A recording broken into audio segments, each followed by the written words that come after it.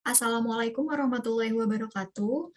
Perkenalkan, kami dari kelompok satu. Di sini kami akan membahas bab 5, yaitu tentang desain barang dan jasa. Di sini anggota kelompok satu yaitu yang pertama ada Dwi Zafira dengan NPM 019, lalu Nur Aida NPM 039, lalu Anggi Kinaya NPM 049, Michelle Octaviana 073, dan terakhir saya sendiri yaitu Anissa Mumtaz dengan NPM 207. Yang pertama, di sini kita akan membahas tentang pemilihan barang dan jasa. Nah, di mana tentunya dalam pemilihan barang dan jasa ini perusahaan harus melakukan strategi-strategi yang bagus dalam memilih barang dan jasa agar nantinya dapat laku di pasaran atau di konsumen, dan nantinya keputusan dalam pemilihan barang dan jasa ini juga berkaitan dengan produknya itu sendiri, dengan investasi, pangsa pasar, dan juga siklus hidup dari produk dan lini produk. Nah, di sini pemilihan barang dan jasa itu memiliki di sini ada tiga eh, penjelasan. Yang pertama yaitu ada pemilihan strategi produk, ada siklus hidup strategi, dan ada yang ketiga analisis produk berdasarkan nilai. Selanjutnya di sini yang pertama pemilihan strategi produk. Nah, di sini tentunya dengan adanya pemilihan strategi produk, seperti yang tadi sudah dibilang sebelumnya, berguna untuk agar memiliki keunggulan dalam produknya tersebut. Nah, di mana agar produk baru nantinya itu bisa sukses di pasar, manajemen operasional itu harus mengelola komunikasi dengan baik kepada yang pertama di sini ada konsumen dan pengelola produk, ada proses dan juga ada pemasok. Nah, di mana di sini konsumen dan pengelola produk. Di sini konsumen tentunya eh, mempunyai ekspektasi kepada produk yang dibelinya. Dan di sini tentunya manajemen operasional harus bisa mengelola produk tersebut dengan baik dan juga tentunya dengan selera konsumen yang ada. Begitu juga dengan prosesnya. Lalu yang terakhir di sini ada pemasok. Nah, di mana manajemen operasional ini tentunya harus bisa mengelola komunikasi dengan baik kepada pemasok agar nantinya pemasok juga senantiasa eh, dapat memberikan bahan baku ataupun sumber daya kepada perusahaan tersebut agar perusahaan tersebut juga nantinya tetap lancar dalam membuat suatu produk. Nah, di sini contoh perusahaannya yaitu ada Toyota. Nah, di sini Toyota itu strategi Toyota yaitu cepat tanggap dalam mengubah permintaan pasar, di mana Toyota ini itu menjadi salah satu perusahaan yang menjalankan desain mobilnya itu tercepat di industrinya. Nah, makanya di sini Toyota itu bisa mengembangkan produknya itu eh, lebih cepat hingga di bawah 2 tahun dalam industri yang biasanya gitu. Makanya di sini Toyota itu bisa memperkenalkan mobilnya dengan teknologi-teknologi dan inovasi yang bagus. Lalu selanjutnya di sini ada siklus hidup dan strategi. Nah, di mana dalam siklus hidup dan strategi ini itu mempunyai 4 tahap, yaitu ada introduction atau perkenalan, ada growth atau pertumbuhan, ada maturity atau kematangan, dan juga ada decline yaitu penurunan. Nah, di sini yang akan kita bahas yang pertama yaitu introduction, di mana dalam perkenalan ini itu perusahaan mengalami negatif cash flow atau rugi, di mana karena di sini kan perusahaan itu baru memperkenalkan produknya, dan pastinya di dalam memperkenalkan produk itu kan nggak cuma hanya memperkenalkan, tetapi bagaimana produk tersebut itu bisa menjadi nilai juga bagi perusahaan maupun juga bagi konsumen. Nah, di sini perusahaan itu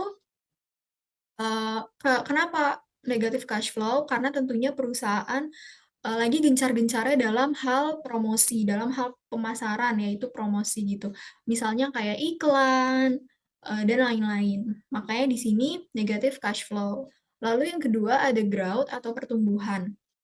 Nah, di sini perusahaan udah bisa mulai adanya keuntungan ya, adanya pendapatan, karena di sini dalam tahap pertumbuhan di sini, masyarakat atau konsumen sudah mulai mengenal produk dari perusahaan itu, dan membeli produknya itu tuh jadi, lebih sering karena udah bisa tahu, kualitas dan produk dari perusahaan tersebut.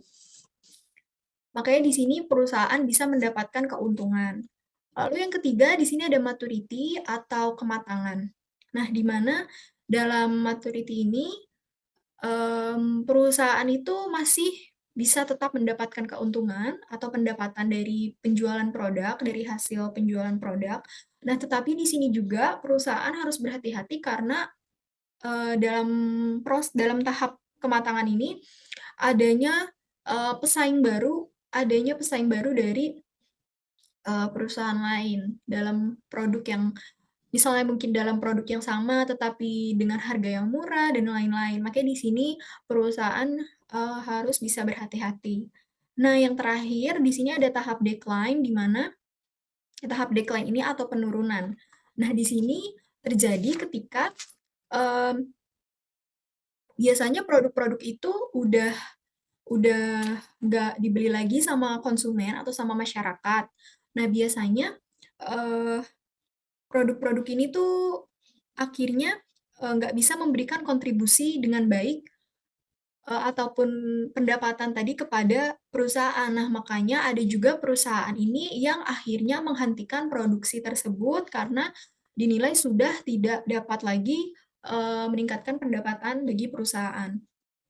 Nah, di sini contohnya juga ada Apple, perusahaan Apple atau HP-nya yang kita sering kenal yaitu iPhone, di mana di sini tentunya pada saat pertama kali, iPhone ini diperkenalkan oleh Apple, tentunya di sini Apple juga nggak langsung, berhenti sampai situ aja, perusahaan Apple juga masih terus tetap untuk, mengeksplor apa aja sih kayak, fitur-fitur ataupun fitur-fitur yang masih perlu dibutuhkan oleh iPhone ini dan lain-lain. Makanya hingga sekarang iPhone ini makin terus berkembang dengan cepat.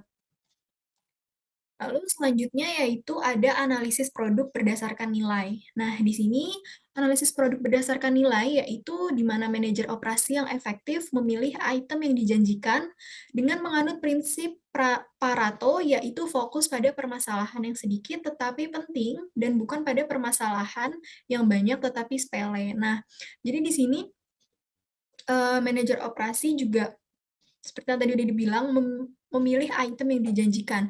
Sehingga nanti itu dalam produk laporan analisis produk berdasarkan nilai ini, nanti tuh kita bisa mengetahui mana produk-produk yang, bisa menjanjikan dengan, menghasilkan keuntungan atau pendapatan bagi perusahaan, mana produk-produk yang tidak bisa menghasilkan, pendapatan bagi perusahaan atau keuntungan.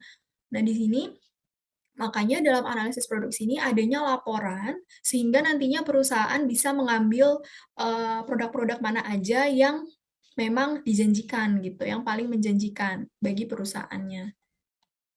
Nah, lalu untuk subbab yang selanjutnya yaitu ada penciptaan produk baru. Nah, di sini dalam penciptaan produk baru, seperti tadi karena dalam tahap penurunan tadi yang sudah dibilang, karena produk itu sudah tidak misalnya tidak laku di pasaran, sudah tidak dibeli lagi oleh konsumen, atau dan hal yang lainnya, makanya, dan tidak lagi menguntungkan bagi perusahaan, maka perusahaan itu, bisa saja menghentikan produksinya terhadap produk tersebut. Nah, karena perusahaan di sini menciptakan sebagian besar pendapatan dan laba mereka berasal dari produk-produk baru, nah di sini makanya ada pemilihan definisi dan desain dilakukan secara terus-menerus agar perusahaan bisa mendapatkan pendapatan dan laba. Nah, contoh perusahaannya di sini yaitu ada kapal api, di mana perusahaan kapal api seperti yang kita tahu itu kan menjual bubuk kopi. Nah, tetapi di sini, perusahaan kapal api itu tuh, berpikir bahwa kalau hanya menjual, bubuk kopinya saja, itu tuh keuntungan yang didapat itu sedikit. Nah, sedangkan, kalau kita lihat sekarang di sini itu kan, lifestyle orang-orang itu misalnya dengan eh, membeli secangkir kopi ya di kafe-kafe, di coffee shop lain gitu. Terus misalnya mereka ngobrol lama di sana. Nah, itu udah menjadi bagian dari lifestyle masyarakat Indonesia gitu sebagian. Nah, akhirnya di sini perusahaan kapal api itu mikir supaya bisa mendapatkan keuntungan yang lebih besar, akhirnya mereka itu membuat coffee shop yaitu yang bernama Excelso. Nah, dari sini juga kita bisa lihat adanya perusahaan kapal api ini dengan menciptakan produk barunya dalam hal ini yaitu Excelso, yaitu sebuah coffee shop begitu yang sering banget nih digemari sama anak-anak muda. Nah, dengan adanya penciptaan produk baru ini, yaitu coffee shop ini, di sini perusahaan kapal api juga lebih mendapatkan keuntungan ataupun pendapatannya lebih gede itu di produk barunya ini. Karena di sini kan juga eh, perusahaan nggak hanya menjual bubuk kopinya, tetapi dia bisa menyajikan kopi-kopinya yang berkualitas.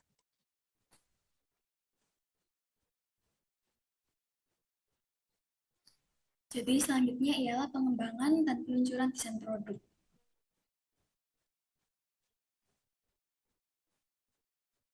Jadi yang pertama adalah sistem pengembangan produk. Sistem pengembangan produk ialah sebuah strategi pengembangan produk yang efektif menghubungkan keputusan produk dengan arus uang, dinamika pasar, siklus hidup produk, dan kemampuan organisasi. Contohnya ialah produk Coca-Cola dari tahun 1899 sampai sekarang. Dan yang kedua adalah pengembangan produk dari Indomie dari tahun 1972 sampai sekarang juga. Yang kedua ada penyebaran fungsi kualitatif atau QFD. Jadi QFD atau Quality Function Deployment adalah proses menetapkan permintaan pelanggan dan menerjemahkan keinginan pelanggan ke dalam atribut yang dapat dipahami dan dilaksanakan oleh setiap bagian fungsional. Jadi manfaat penerapan QFD yaitu yang pertama mengurangi waktu ke pasar, kedua pengurangan perubahan desain, yang ketiga penurunan desain dan biaya produksi, keempat peningkatan kualitas, dan yang kelima peningkatan kepuasan pelanggan.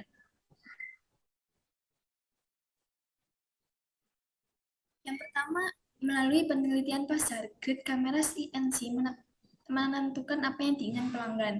Keinginan tersebut ditujukan di sisi kiri rumah kualitas atau house of quality.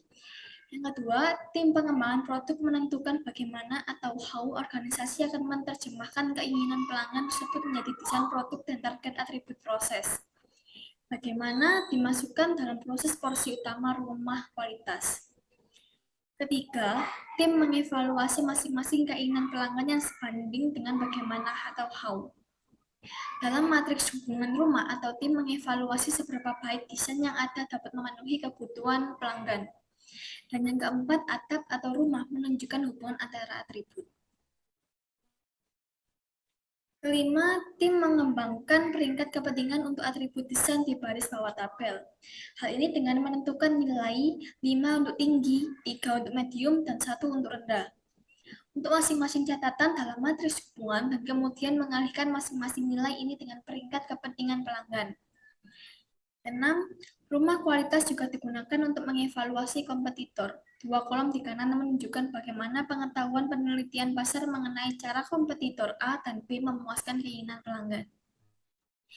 Yang ketujuh, tim mengidentifikasi atribut teknis dan mengevaluasi seberapa baik grid kamera CNC dan kompetitornya menangani atribut-atribut ini. Di sini tim memutuskan mengenai atribut teknis yang dimaksud. Dan yang ketiga, mengorganisasikan pengembangan produk. Tim pengembangan produk bertanggung jawab mengubah permintaan pasar menjadi sebuah produk yang dapat mencapai tahap keberhasilan. Tim ini terdiri atas perwakilan dari pemasaran, produksi, pembelian, penjaminan kualitas, dan pelayanan lapangan. Banyak juga tim yang memasukkan perwakilan dari para penyedia barang dan jasa. Yang keempat, manufakturabilitas dan perekayasaan nilai. Kemampuan untuk diproduksi dan rekayasa nilai berkenan dengan peningkatan dalam hal desain dan spesifikasi pada tahap pengembangan produk, mulai dari penelitian, pengembangan desain, dan produksi. Dan yang terakhir, peluncuran desain produk, yaitu yang pertama ada desain yang baik, yang kedua ada desain modular, yang ketiga ada desain membantu kompetitor atau CAD, dan manufacturing membantu kompetitor atau CAM. Yang keempat, teknologi realitas virtual. Dan yang kelima, ada analisis nilai. Dan yang keenam, keberlanjutan dan penilaian siklus hidup atau LCA. Dan selanjutnya yaitu rangkaian kesatuan pengembangan produk. Ketika siklus hidup memendek, kebutuhan akan pengembangan produk yang lebih cepat meningkat. Ketika kecanggihan teknologi produk baru meningkat, peningkatan juga terjadi pada pengeluaran dan risiko. Contohnya, perusahaan obat menginvestasikan rata-rata 12 hingga 15 tahun dan 1 miliar sebelum menerima persetujuan peraturan untuk obat baru. Dan bahkan kemudian hanya 1 dari 5 yang benar-benar akan sukses. Manajer operasi yang menguasai seni pengembangan produk ini terus-menerus mendapatkan keuntungan dari pengembang produk yang lebih lambat. Kecepatan memberikan keunggulan kompetitif. Konsep ini disebut kompetisi berdasarkan pada waktu. Nah, seringkali perusahaan pertama yang memproduksi akan melihat produknya digunakan dalam berbagai jenis cara yang akan menghasilkan penjualan selama beberapa tahun. Hal ini menjadi standar, oleh karena itu seringkali muncul perhatian yang lebih besar mengenai bagaimana cara memasarkan produk daripada cara pendesainan produk yang optimal atau efisiensi proses. Meskipun demikian, pengenalan yang cepat pada pasar mungkin menjadi manajemen yang baik karena hingga kompetisi mulai menginduksi tiruan atau memperbaiki versi, produk terkadang dapat diberi harga yang cukup tinggi untuk memperbaiki desain dan metode produksi yang mungkin kurang efisien. Karena kompetisi berdasarkan pada waktu sangat penting daripada membangun produk baru dari awal. Sejumlah strategi lain dapat digunakan, seperti pada gambar di atas ini menunjukkan sebuah rangkaian kesatuan yang dimulai dari produk baru yang dikembangkan secara internal hingga aliansi. Peningkatan dan perpindahan menggunakan kekuatan produk yang ada untuk inovasi, dan oleh karena itu biasanya lebih cepat dan secara bersamaan berisiko lebih rendah dibandingkan dengan pengembangan produk yang sama sekali baru. Peningkatan bisa berupa warna, ukuran, berat, atau fitur seperti yang terjadi dalam telepon seluler atau bahkan perubahan pada pesawat terbang komersial. Peningkatan Boeing pada jenis 737 semenjak pertama kali diperkenalkan pada tahun 1967 telah menjadikan 737 sebagai pesawat komersial terlaris dalam sejarah. Boeing juga menggunakan kecakapan teknik dalam rangka pesawat untuk berpindah dari satu model ke model berikutnya. Hal ini memungkinkan Boeing mempercepat pengembangan sekaligus mengurangi biaya dan risiko dari desain baru. Pendekatan ini juga berlaku pada pembangunan platform produk. Dengan cara yang sama, Volkswagen menggunakan platform mobil versatil sasis MQB untuk mobil jenis kemudi roda depan ukuran kecil hingga sedang, yaitu mencakup Polo, VW, Golf, Passat, Tiguan, dan Skoda Octavia, serta mungkin mencakup 44 kendaraan yang berbeda. Keuntungan adalah penekanan biaya serta percepatan pengembangan. Hewlett-Packard telah melakukan hal yang sama dalam bisnis mesin pencetak. Peningkatan dan perpindahan platform adalah suatu cara untuk membangun keahlian yang ada, mempercepat pengembangan produk, dan memperpanjang siklus hidup produk. Nah, strategi pengembangan produk di sisi kiri bawah pada gambar di atas adalah strategi pengembangan internal. Sementara 3 pendekatan yang saat ini diperkenalkan dapat disebut sebagai strategi pengembangan eksternal. Perusahaan-perusahaan menggunakan keduanya Strategi eksternal itu yang pertama membeli teknologi, yang kedua itu membangun ventura bersama, dan yang terakhir itu membangun aliansi. Nah, selanjutnya yaitu ada membeli teknologi dengan mengakuisisi perusahaan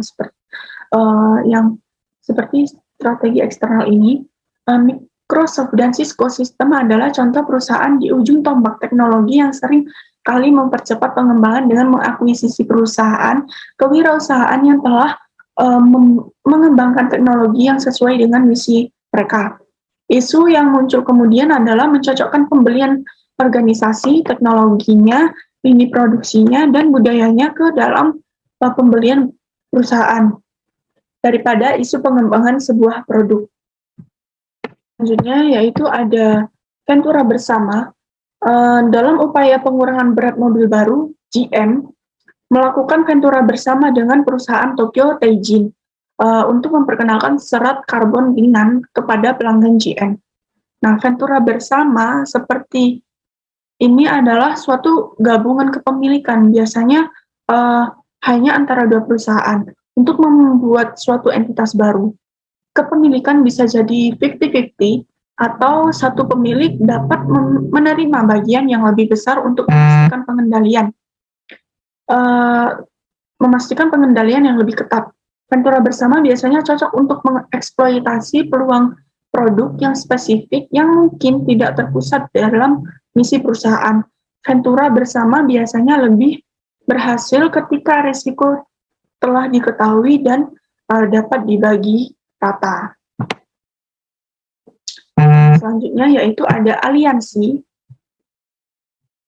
Nah, ketika produk baru menjadi pusat dari suatu misi, namun sumber daya penting dibutuhkan dan terdapat risiko yang cukup besar. Aliansi bisa jadi merupakan strategi yang baik untuk pengembangan produk.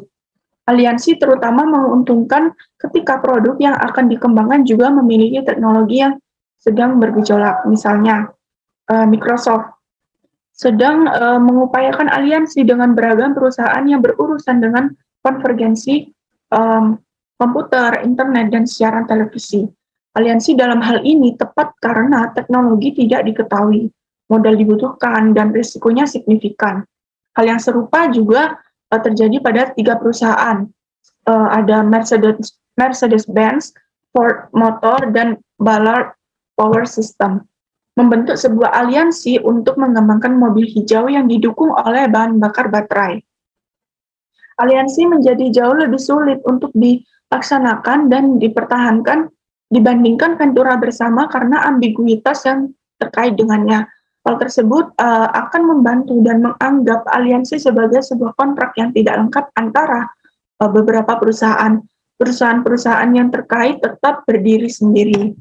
Nah, peningkatan, perpindahan, akuisisi, ventura bersama, dan aliansi adalah seluruh strategi untuk mempercepat pengembangan produk. Selain itu, strategi-strategi tersebut biasanya mengurangi risiko yang terkait dengan pengembangan produk, serta meningkatkan sumber daya manusia dan modal yang tersedia.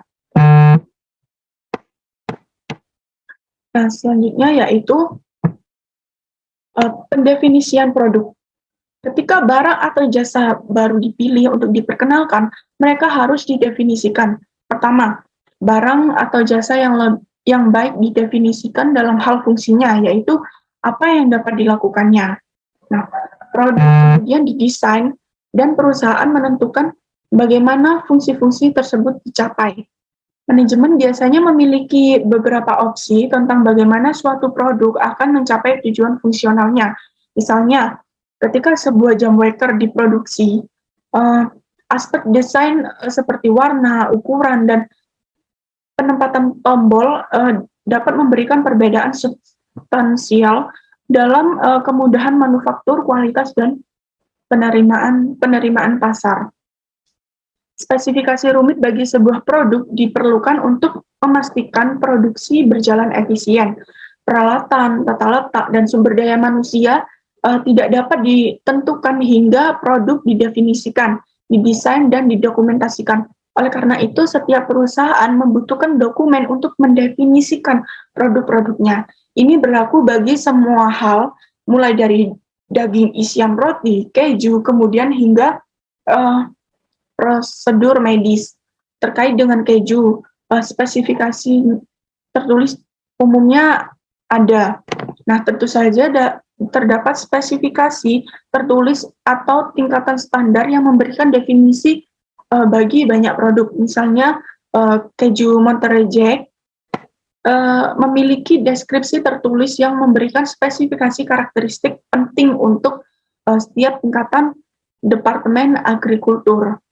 Hal yang serupa juga pada McDonald Courts memiliki 60 spesifikasi kentang yang akan diolah menjadi kentang goreng.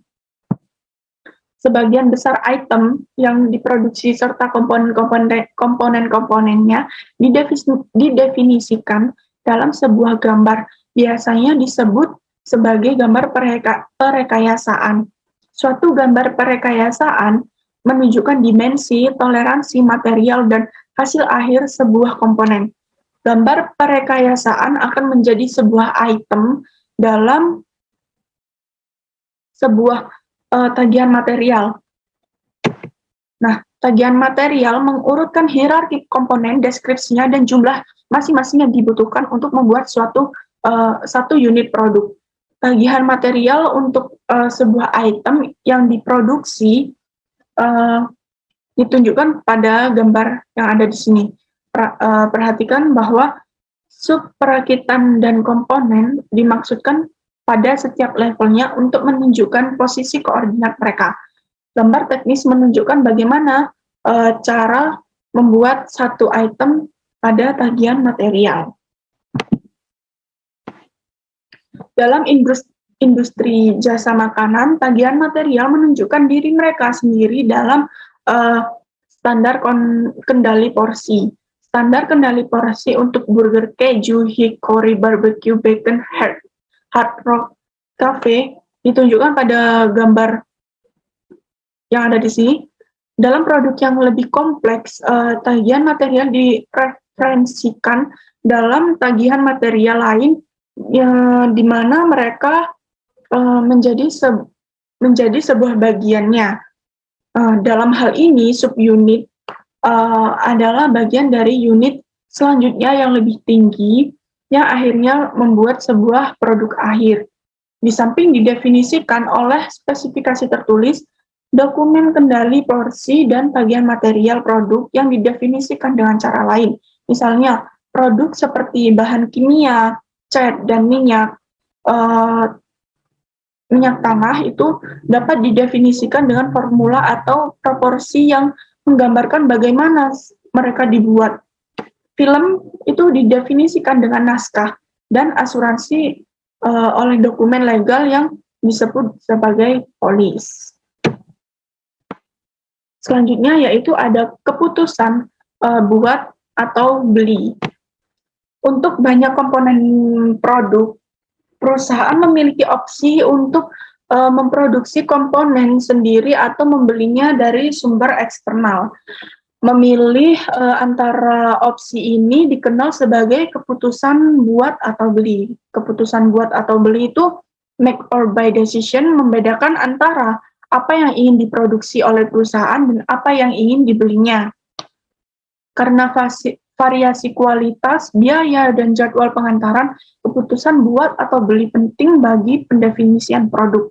Banyak item dapat dibeli sebagai item standar yang diproduksi oleh pihak lain. Misal, baut standar disebutkan 2 kali dalam tagihan material yang ada di sini. Dengan demikian, biasanya perusahaan tidak perlu menduplikasi spesifikasi ini dalam dokumen lain. Selanjutnya yaitu ada teknologi kelompok.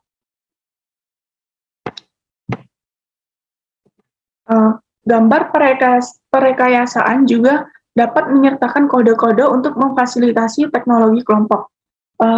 Teknologi kelompok mengidentifikasi komponen-komponen dengan suatu skema pengkodean yang merinci ukuran, bentuk, dan tipe pemrosesan, misalnya seperti pengeboran. Hal ini memfasilitasi standarisasi material, komponen, dan proses, serta mengidentifikasi keluarga dari komponen. Ketika keluarga dari komponen diidentifikasi, kegiatan dan mesin dapat dikelompokkan untuk meminimalkan pengaturan rute dan penanganan material. Sebuah contoh mengenai bagaimana keluarga komponen dapat dikelompokkan ditunjukkan pada gambar yang ada di sini. Teknologi kelompok menyediakan cara yang sistematis untuk meninjau keluarga komponen untuk mengetahui apakah suatu komponen yang ada sudah mencukupi untuk melaksanakan proyek baru. Penggunaan komponen yang ada atau komponen standar dapat mengeliminasi semua biaya yang terkait dengan desain dari pengembangan produk baru, yang mana merupakan pengurangan biaya yang sangat besar. Untuk yang selanjutnya yaitu dokumen untuk produk. Setelah produk dipilih, dirancang, dan siap untuk diproduksi, maka produksi tersebut akan dibantu oleh beberapa dokumentasi. Untuk yang pertama yaitu perakitan gambar. Perakitan gambar ini ada di gambar sebelah, yaitu yang gambar A ini menunjukkan gambaran jelas suatu produk. Untuk yang kedua yaitu grafik perakitan. Untuk grafik perakitan sendiri yaitu gambar yang B ini. Gambar grafik perakitan tersebut secara sistematis menunjukkan bagaimana suatu produk dirakit. Untuk yang ketiga yaitu lembaran rute. Lembaran rute sendiri itu memberikan daftar operasi yang dibutuhkan untuk memproduksi suatu komponen dengan material yang terspesifikasi dalam material tagihan. Untuk yang keempat yaitu petunjuk kerja. Sebuah instruksi untuk membuat sejumlah barang tersebut biasanya pada jadwal tertentu. Untuk yang kelima yaitu pemberitahuan perubahan perekayasaan, yaitu mengubah beberapa aspek defisiasi atau dokumentasi produk seperti gambar perekayasaan atau tagihan material. Untuk yang keenam yaitu material konfigurasi, yaitu sistem di mana rencana dan perubahan komponen suatu produk didefinisikan dengan akurat. Untuk yang selanjutnya yaitu manajemen siklus hidup produk. Manajemen siklus hidup produk sendiri merupakan sebuah perangkat lunak yang berusaha untuk menyatukan fase desain dan manufaktur produk untuk mengikat banyak teknik, yaitu pendefinisian produk dan dokumentasi untuk produksi. Ide di balik perangkat lunak atau PLM merupakan sebuah desain produk dan keputusan manufaktur dapat dilakukan lebih kreatif, lebih cepat, dan lebih ekonomis ketika data terintegrasi dan konsisten. Contohnya yaitu di perusahaan pesawat Boeing 77. Perubahannya sangatlah banyak sehingga produk Boeing 77 antara satu dengan yang lain itu tidak ada yang sama persis karena tadi perubahannya sangat cepat. Dalam perubahan desain tersebut telah mendorong pengembangan yang dikenal sebagai manajemen konfigurasi yang berkaitan dengan identifikasi produk, kontrol, dan dokumentasi. Untuk yang selanjutnya yaitu desain jasa. Yang pertama ada analisis jaringan rantai proses atau PJN. Analisis jaringan rantai proses merupakan sebuah analisis yang memfokuskan pada cara di mana proses dapat didesain untuk mengoptimalkan interaksi antara perusahaan dengan pelanggan. Rantai proses sendiri merupakan suatu urutan atau langkah menyempurnakan kegiatan, misalnya membangun rumah ataupun membuat sandwich. Untuk yang selanjutnya ada 3 wilayah proses untuk masing-masing partisipan. Yang pertama ada wilayah interaksi langsung, yaitu mencakup langkah proses yang melibatkan interaksi antar partisipan. Untuk yang kedua yaitu wilayah interaksi pengganti atau substitusi, mencakup langkah proses di mana satu partisipan berperan dalam sumber daya partisipan lainnya. Untuk yang ketiga yaitu wilayah pemrosesan independen, di mana mencakup langkah pemasok dan pelanggan berperan dalam sumber daya di mana mereka memiliki kendali maksimum. Untuk yang selanjutnya yaitu penambahan efisiensi jasa. Produktivitas jasa terkenal rendah sebagian karena keterlibatan pelanggan dalam desain atau penyampaian jasa. Hal ini memperumit tantangan desain produk. Ada beberapa cara untuk membatasi interaksi. Untuk yang pertama yaitu membatasi opsi. Untuk yang kedua, menunda kostumisasi. Untuk yang ketiga, modularisasi. Yang keempat, otomatisasi. Untuk yang kelima, momen kebenaran. Untuk yang ketiga yaitu dokumen untuk jasa. Dokumen untuk jasa merupakan interaksi pelanggan yang tinggi pada sebagian besar jasa. Dokumen untuk memindahkan produk ke produksi seringkali terbentuk instruksi pekerjaan atau naskah eksplisit. Hal ini menunjukkan jenis dokumentasi yang memungkinkan digunakan oleh sebuah bank untuk memindahkan sebuah produk, misalnya drive up window banking menuju produksi. Untuk yang keempat yaitu dokumentasi jasa untuk produksi. First Bank Corp First Bank Corp ingin memastikan penyampaian jasa yang efektif kepada pelanggan drive up-nya. Uh,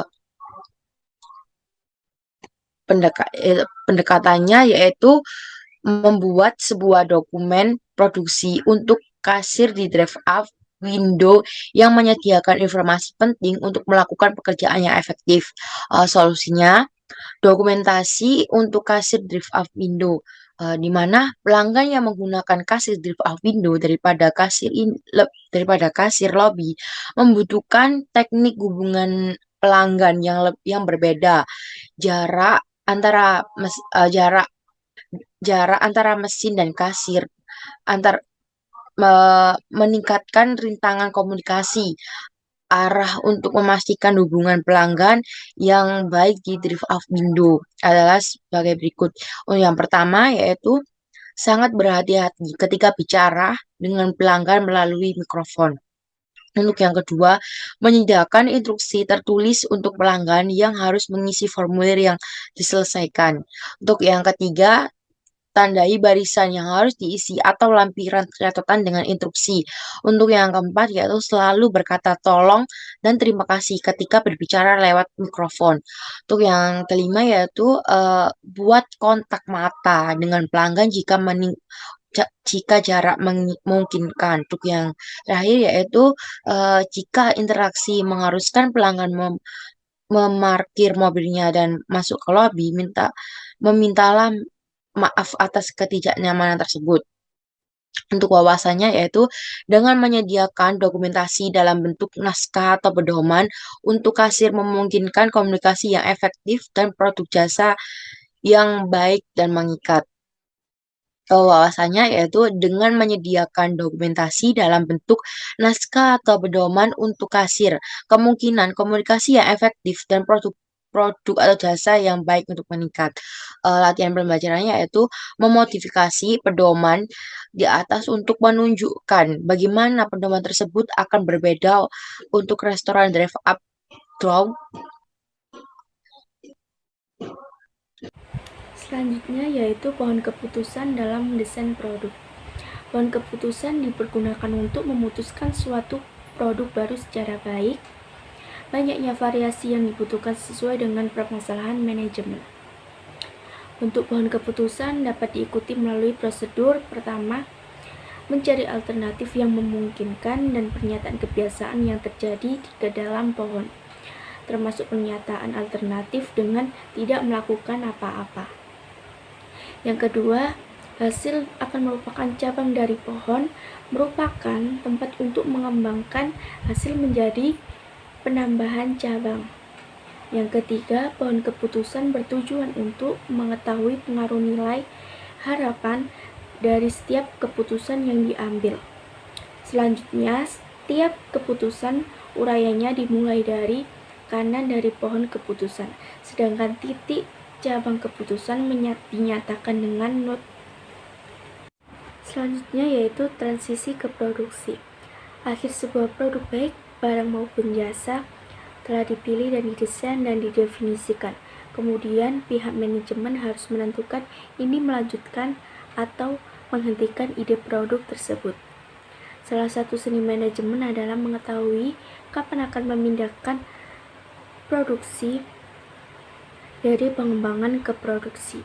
Pemindahan inilah yang disebut dengan transisi ke produksi.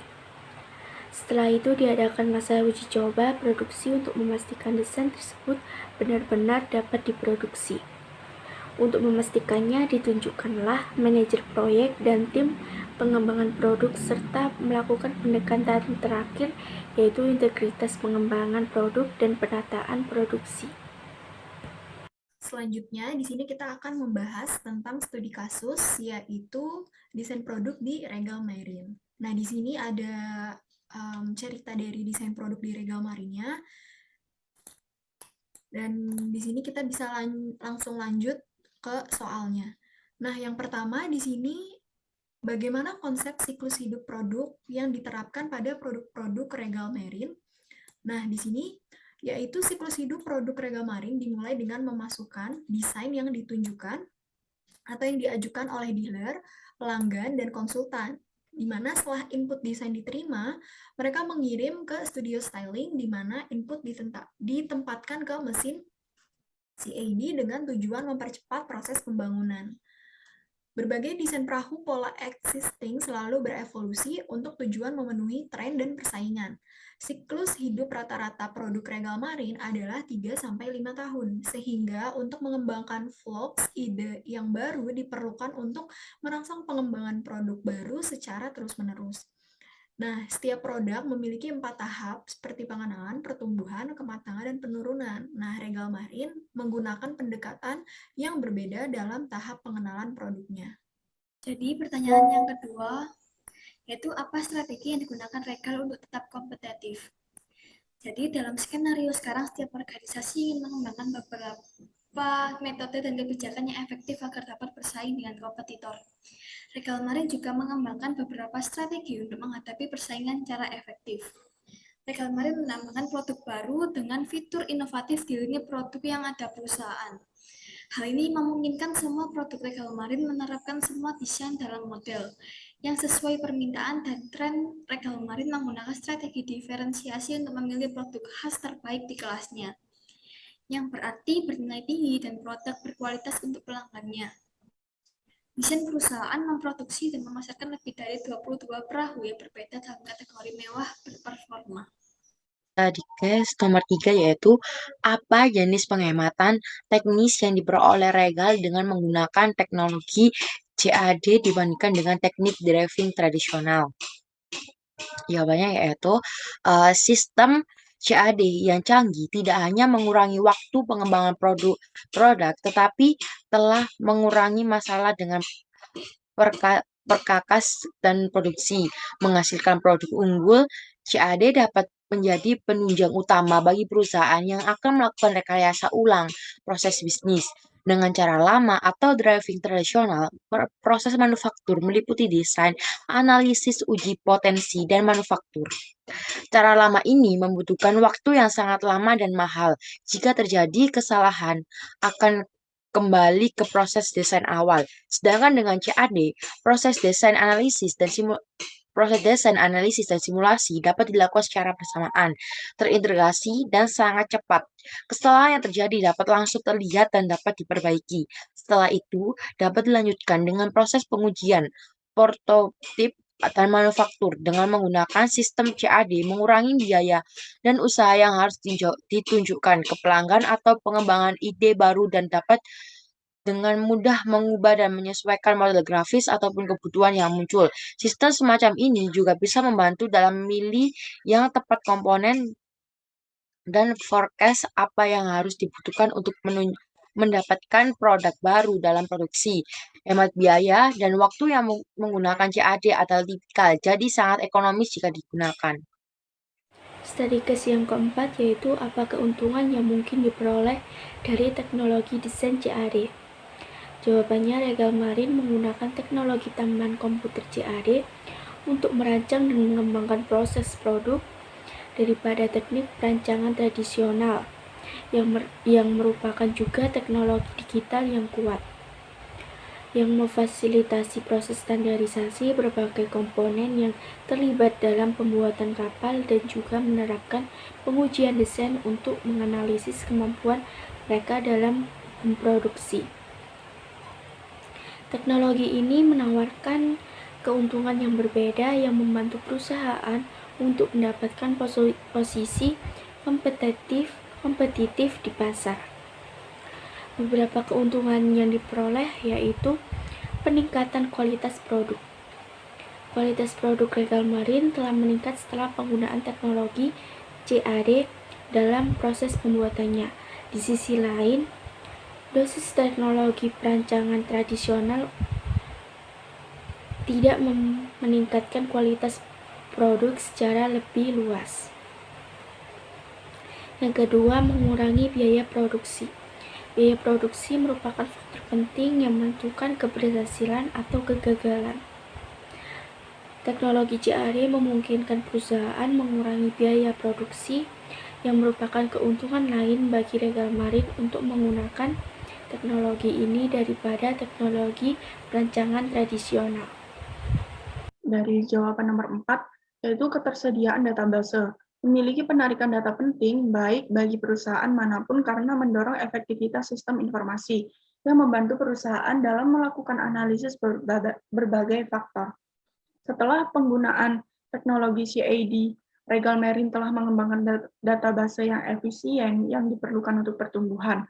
Di sisi lain, teknologi penyusunan tradisional tidak menyediakan database yang efektif sehingga tidak sebaik teknologi CAD. Yang selanjutnya yaitu waktu desain lebih pendek. Teknologi CAD ini mengurangi waktu yang terlibat dalam perancangan produk, yang membantu Regal Marine untuk menyelesaikan proses pembuatannya tepat waktu. Di sisi lain, teknologi perumusan tradisional melibatkan waktu yang lebih lama dalam proses perancangan dan pengembangan. Selanjutnya yaitu ada kemampuan inovatif.